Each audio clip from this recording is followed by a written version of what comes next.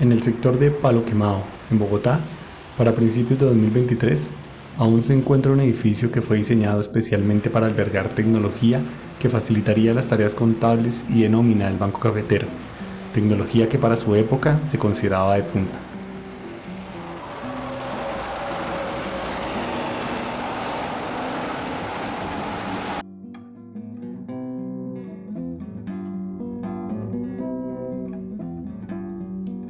Hacia mediados de los años 60 del siglo XX, el Banco Cafetero era el tercero de mayor crecimiento en Colombia, disfrutando de los beneficios de la bonanza cafetera de los años 50 y de la estabilidad que le ofrecía a este mercado el llamado Pacto de Cuotas.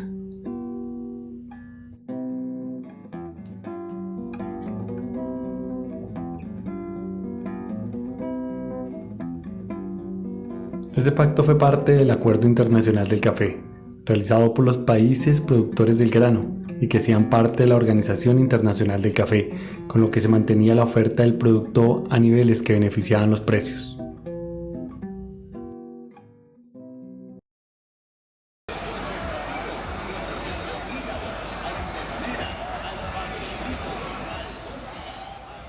Nacido en 1953 como una iniciativa de la Federación Nacional de Cafeteros, con recurso del Fondo Nacional de Caficultores, el Banco Cafetero se expandió rápidamente por el país, incursionando en la economía nacional y llegando a tener cerca de 500 oficinas en todo el país.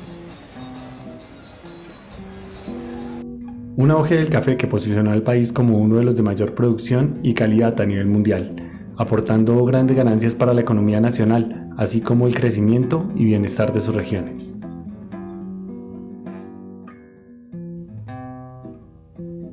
Y es que el café llegaría a ostentar el 80% de las exportaciones. Este importante producto, cosechado por mano de humildes campesinos colombianos, mantuvo segura la economía del país en más de una crisis.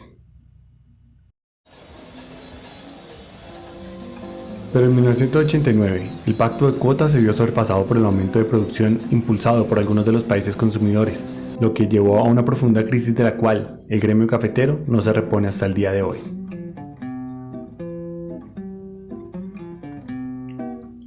Sumada a la crisis del café, vendría la crisis bancaria de los años 80 y 90, y con ello las falencias internas del banco cafetero empezaron a hacerse más que evidentes, insostenibles. Entre ellas las bajas tasas de liquidez, la carga contractual con sus más de 3.000 empleados, y finalmente la situación de los propios caficultores, a quienes la crisis les dificultó el pago de sus deudas.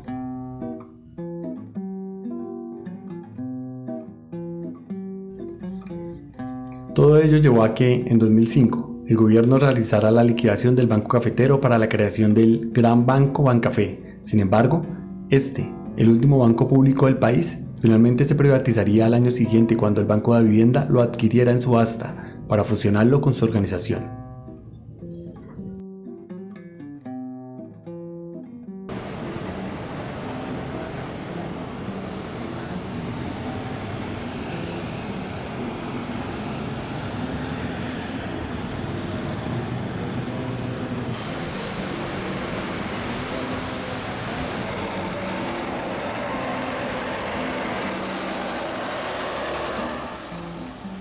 Hoy por hoy, la situación de los caficultores no ha mejorado y el edificio de Palo Quemado está próximo a ser demolido para dar paso a un proyecto residencial que buscará transformar este sector de la ciudad.